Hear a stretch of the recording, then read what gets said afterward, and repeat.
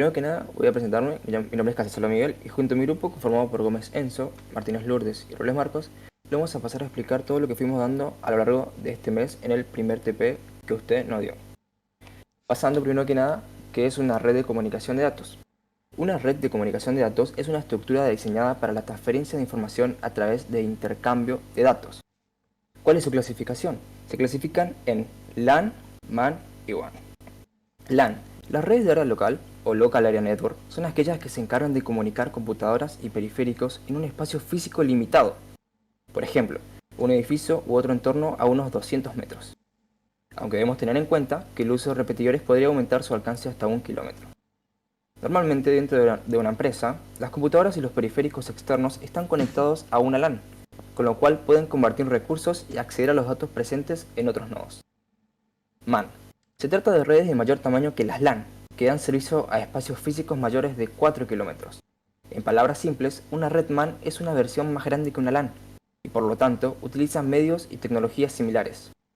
Entre las aplicaciones de una red de este tipo encontramos las posibilidades de interconectar varias redes LAN, ofrecer servicios VoIP, implementar sistemas de videovigilancia remota y establecer pasarelas para redes de área extensa o WAN, entre otras alternativas. Y por último tenemos WAN. Una red WAN o una red amplia es aquella preparada para cubrir extensiones que van desde los 100 hasta los 1000 kilómetros. Esto significa que puede brindar servicios a paisajes o continentes completos. Un ejemplo claro de este tipo de red es Internet.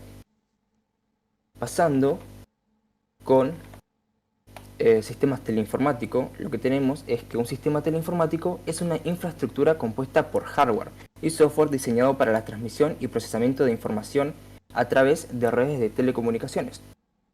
Su propósito es facilitar el intercambio de datos en distintos formatos y video en movimiento, combinando tecnologías de informática y telecomunicaciones. Los sistemas teleinformáticos se pueden clasificar según diferentes criterios, por el tipo de servicio. Redes privadas, diseñadas para un grupo de específicos de usuarios, como las redes corporativas o gubernamentales. Redes públicas, abiertas al público en general, como la red telefónica e Internet. Luego tenemos por cobertura geográfica, que es redes de área local LAN, conectan dispositivos dentro de un espacio reducido, como una oficina o un edificio.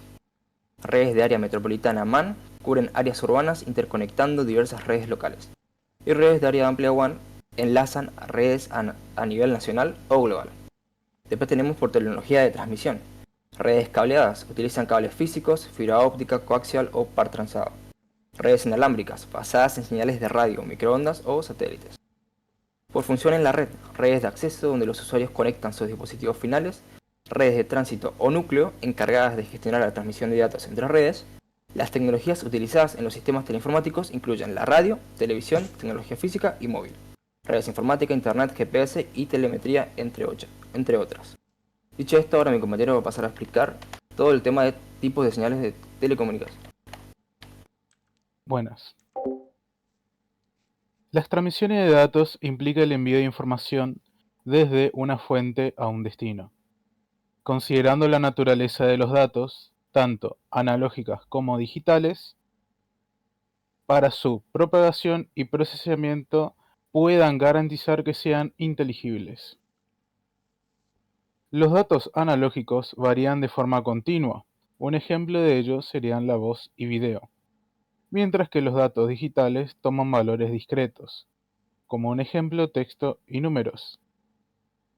Estos datos se transmiten mediante señales que pueden ser analógicas, ondas electromagnéticas continuas, señales digitales como pulsos de tensión representados en valores binarios.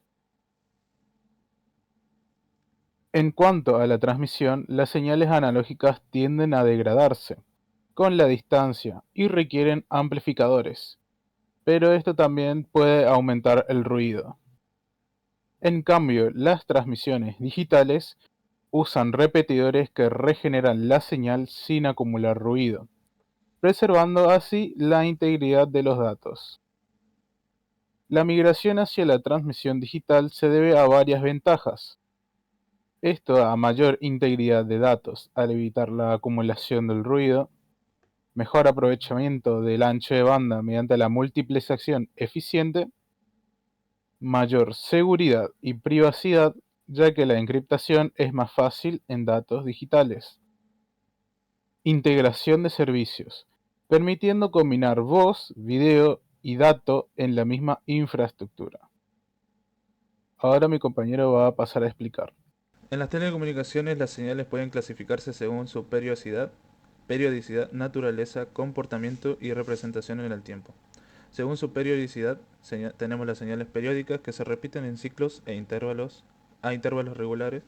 Ejemplo de esto puede ser la onda de radio. Después tenemos las señales aperiódicas que no presentan un patrón repetitivo.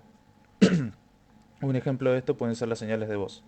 Según su naturaleza tenemos las señales analógicas que varían de manera continua en el tiempo y pueden ser simples, como las ondas seno, o compuestas varias ondas seno combinadas. Las señales digitales se representan por valores discretos y finitos con cambios abruptos en su magnitud. Según su comportamiento tenemos las señales determinísticas que se pueden predecir con exactitud mediante una ecuación o regla, y las señales aleatorias no se pueden predecir con exactitud, dependen de promedios estadísticos. Un ejemplo de esto pueden ser las señales de voz o ruidos en telecomunicaciones. Según su representación en el tiempo, tenemos las señales continuas que cambian de manera fluida y sin interrupciones. Un ejemplo de esto son las señales de TV analógica. Y las señales discretas que se muestran en intervalos fijos de tiempo. Ejemplo de esto pueden ser la transmisión digital de audio como MP3 o CD. Según su energía y potencia, tenemos las señales de energía que tienen energía total finita pero potencia media cero. Ejemplo de esto puede ser un pulso de radar. Y las señales de potencia mantienen una potencia finita y constante en el tiempo. Ejemplo de esto puede ser la transmisión de radio FM. En resumen, las señales pueden ser analógicas o digitales, periódicas o aperiódicas, continuas o discretas, y pueden clasificarse por su energía y potencia dependiendo de su uso en los sistemas de comunicación. Siguiendo tenemos las unidades de medida. En telecomunicaciones y almacenamiento, las unidades de medida más comunes siguen el sistema binario, es decir, que están basados en potencia de 2, y el sistema decimal, que están basados en potencia de 10. Las unidades de información pueden ser las más básicas, un bit, que es la unidad más básica de información, que puede ser un 0 o un 1, y un byte, que equivale a 8 bits. Tenemos una tabla con todos los prefijos y todas las unidades, todos los tipos de unidades de medida. Y en la memoria y en almacenamiento se utiliza el sistema binario porque los dispositivos electrónicos procesan datos en potencia de 2. Como ya hablamos de la transmisión de datos, que es un proceso de enviar datos o señales de un punto a otro, hablaremos de los modos de transmisión de datos. En este caso, simplex, half duplex o semiduplex y full duplex o duplex completo. El simplex es aquel en la que la comunicación es unidireccional, es decir, que se da en un solo sentido. Un dispositivo transmite y el otro recibe. En el half duplex o el semiduplex, la comunicación es bidireccional, pero no simultánea, es decir, que solo un dispositivo puede transmitir a la vez, mientras que el otro debe esperar.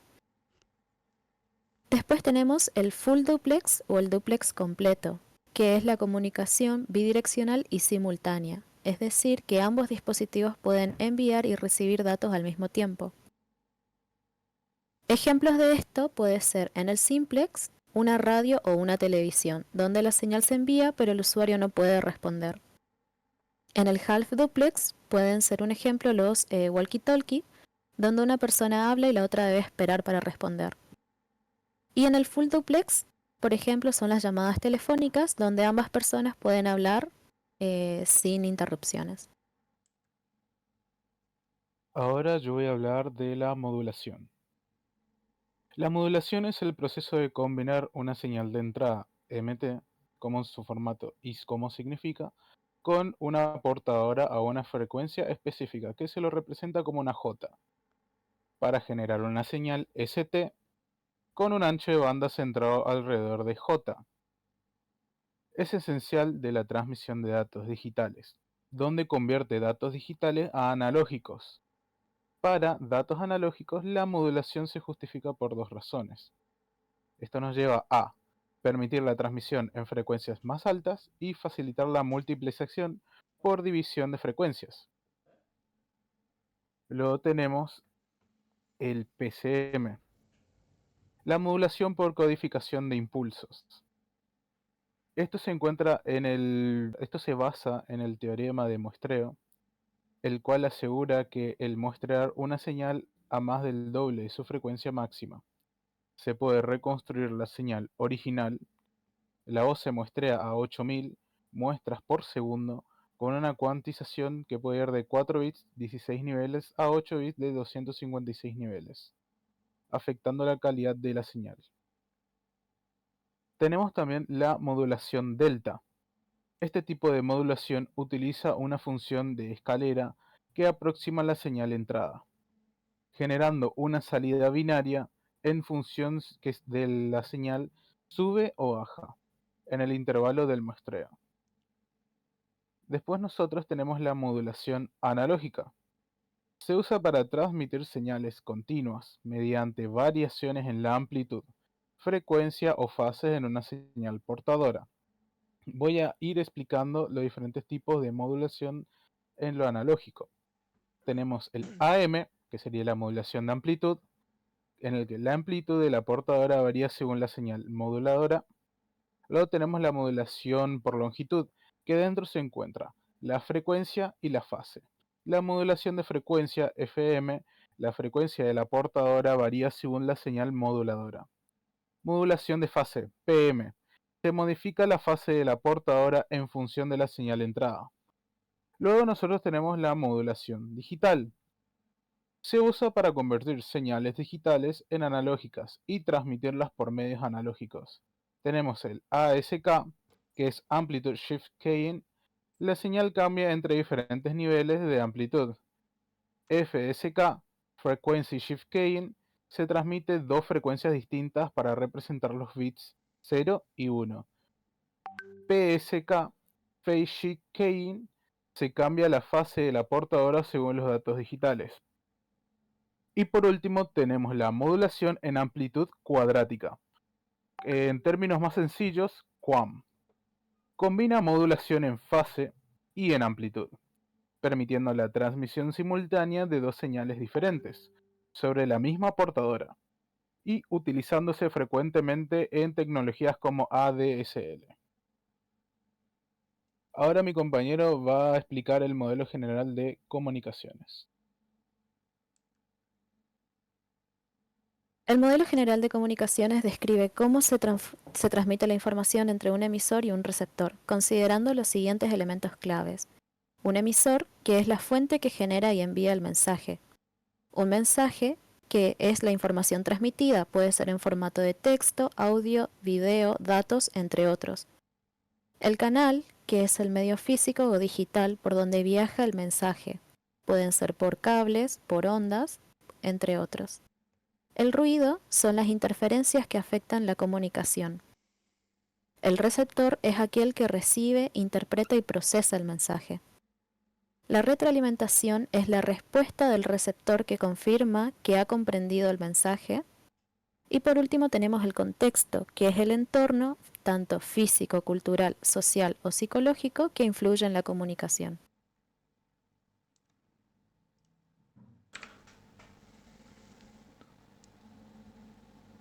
Después tenemos lo que viene siendo el modelo OSI.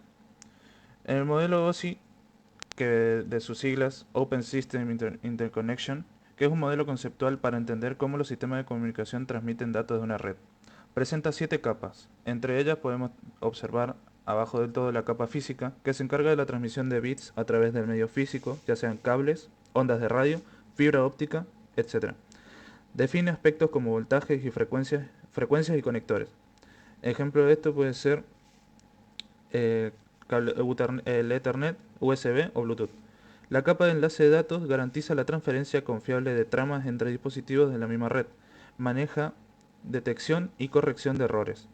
Se divide en subcapas, ya sea como la LLC, Logical Link Control, y MAC, Media Access Control. Ejemplos de esto pueden ser los switches, direcciones MAC, protocolos ARP. Después tenemos la capa de red, que determina la mejor ruta para enviar datos entre redes diferentes. Utiliza direcciones lógicas IP y realiza enrutamiento. Ejemplo, los routers, la IP o el protocolo ICMP. Después tenemos la capa de transporte que asegura que los datos lleguen completos y en orden. Puede ser orientada a conexión con ya sea TCP o no orientada a conexión UDP. Después tenemos la capa de sesión que gestiona y mantiene las conexiones entre aplicaciones. Permite establecer, mantener y finalizar sesiones. Ejemplo de esto puede ser el protocolo RPC o la NetBIOS. Después la capa de presentación que traduce los datos entre el formato de la aplicación y la red. Se encarga de la comprensión, cifrado y conversión de caracteres. Los protocolos que podemos encontrar en este son SSL o TLS, JPEG y ASCII. La capa de aplicación es la más cercana al usuario y proporciona interfaces para la comunicación.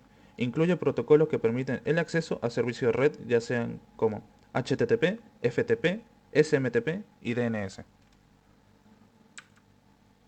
Después tenemos el modelo TCP/IP, que está basado en los protocolos de Internet. A diferencia del modelo OSI, que recién explicó mi compañero, el modelo TCP/IP tiene 4 capas en lugar de 7.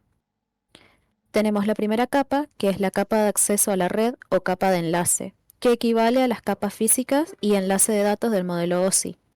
Se encarga de la comunicación entre dispositivos en la misma red y define cómo los datos se transmiten a través del medio físico, es decir, cables, Wi-Fi, entre otros. La segunda capa tenemos la capa de Internet, que equivale a la capa de red del modelo OSI. Gestiona el direccionamiento IP y el enrutamiento de paquetes entre las redes, pero no garantiza la entrega confiable de otros datos, solo los envía de un punto a otro. Tenemos la capa de transporte, que equivale a la capa de transporte del modelo OSI, que se encarga de la comunicación extremo a extremo y la segmentación de datos. Usa protocolos con diferentes características. TCP, que es el protocolo de control de transmisión, que es confiable, orientado a conexión y garantiza la entrega y el orden de los datos. Y UDP, que es el protocolo de datagramas de usuario. No es confiable, es sin conexión y es más rápido. Por último tenemos la capa de aplicación, que equivale a las capas de aplicación, presentación y sesión del modelo OSI. Define protocolos que las aplicaciones usan para comunicarse en la red, por ejemplo, el HTTP. Ahora vamos a explicar con mis compañeros lo que viene siendo el trabajo hecho en Cisco Packet Tracer. Bueno, primero que nada, para llevar a cabo el trabajo práctico lo que nos pidió usted, con lo que primero que hicimos fue tener los croquis, ir a un Paint y ir marcando los diferentes dispositivos que teníamos e ir imaginando cómo sería nuestro proyecto. Las impresoras de color verde, la computadora de color rojo, las cámaras color amarillo, etc. Bueno, dicho esto, lo que primero que hicimos es ir al Cisco Packet Tracer y primero que nada conectar un router, que en nuestro caso es el 2911, y un switch, que es el 2960. Como todavía no estaba configurado el router, no le daba internet, entonces lo que hicimos fue ir al CPI del router y poner los siguientes comandos. Primero que nada tenemos el enable, que básicamente entra en el modo privilegiado. Después tenemos el configure terminal, que básicamente entra en modo de configuración global. Después tenemos el interfaz Gigabyte Ethernet, en nuestro caso va a ser el 00 porque es el primero que vamos a configurar. Ponemos la IP address, que va a ser en nuestro caso 192.168.1.1 y la máscara de red, que en nuestro caso es 225.225.225.224. 55. Al hacer eso, lo que hacemos ahora es no shutdown para activar la interfaz y automáticamente vamos a tener el cable color verde como se ve a continuación en el diagrama.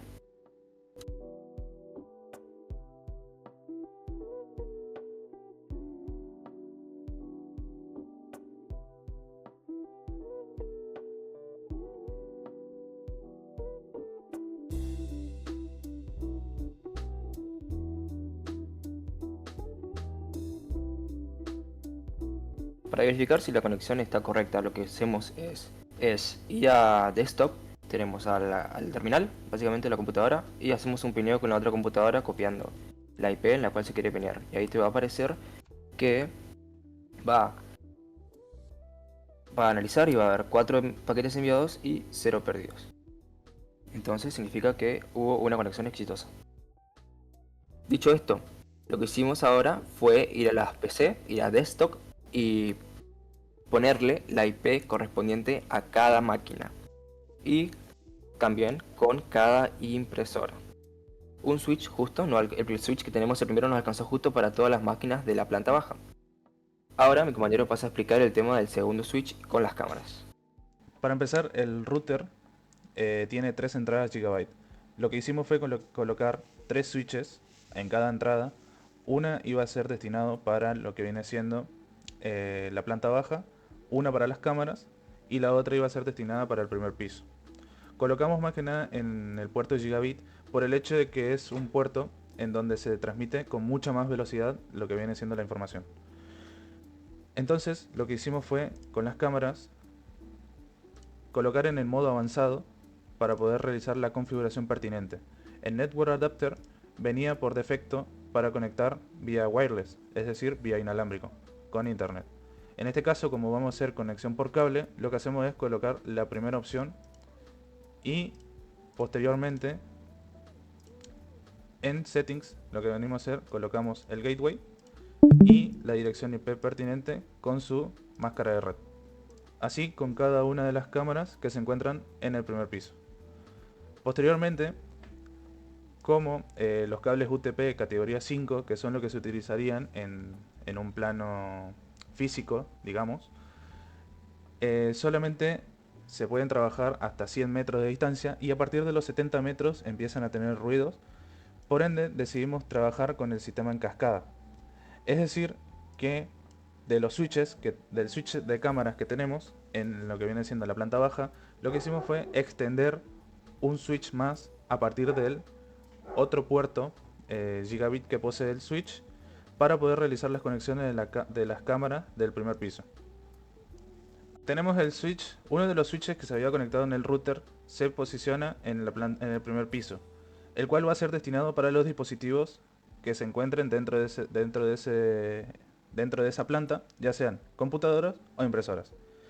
Como tenemos más de 24 dispositivos y el switch que tenemos es de 24 puertos, lo que hicimos fue hacer otro sistema en cascada. Como en este caso, en este switch no se había realizado, entonces optamos por realizarlo. En el switch nuevo, que sería la extensión del tercer switch conectado al router, lo que hicimos fue conectar los dispositivos que quedaron pendientes para conectar en el primer piso. Después, lo que hicimos con la extensión del switch de cámaras de la planta baja fue conectar las cámaras que quedaban en el primer piso. Y por último, para terminar, una vez conectados todos los dispositivos, ya sean computadoras, impresoras y cámaras, quedaba únicamente implementar lo que viene siendo el servidor. El servidor, lo que se hizo fue conectar primero al switch de cámaras, ya que se va a utilizar justamente para estos dispositivos y por defecto viene con un solo puerto gigabit. En este caso lo que se hizo fue optar por agregar un puerto más gigabit y para que se puedan tener puertos de entrada y salida con buena velocidad de transmisión de datos. Después lo que se hizo fue colocarle una dirección IP al servidor y colocarle la dirección de gateway correspondiente al switch con el que está conectado, como pueden observar acá. Posteriormente lo que hicimos fue ir al web browser y escribir la dirección IP correspondiente al servidor. En este caso no vamos a estar logueados, sino que va a haber que registrarse, pero como ya se anticipó y se hizo ese paso, se puede observar acá que están todas las cámaras, ya sea planta baja y primer piso. Al principio no va a aparecer así, sino que lo que se tiene que hacer es venir a la configuración de las cámaras, config, en global settings, y en el apartado de abajo se puede ver como IoT server. En este caso hay que poner como servidor remoto, colocar la dirección IP correspondiente al servidor, el usuario que se escribió y la contraseña con la que se registraron. Le damos a connect, en este caso aparece refresh por el hecho de que ya está conectado, pero va a aparecer la opción de connect. Una vez que se conecta, ya tranquilamente se puede observar las cámaras como están encendidas. Al principio van a aparecer las cámaras apagadas, pero para eso venimos a una PC, venimos a Desktop, IoT Monitor, y acá se puede observar todas las cámaras que están tanto en planta baja como en primer piso. Muchas gracias.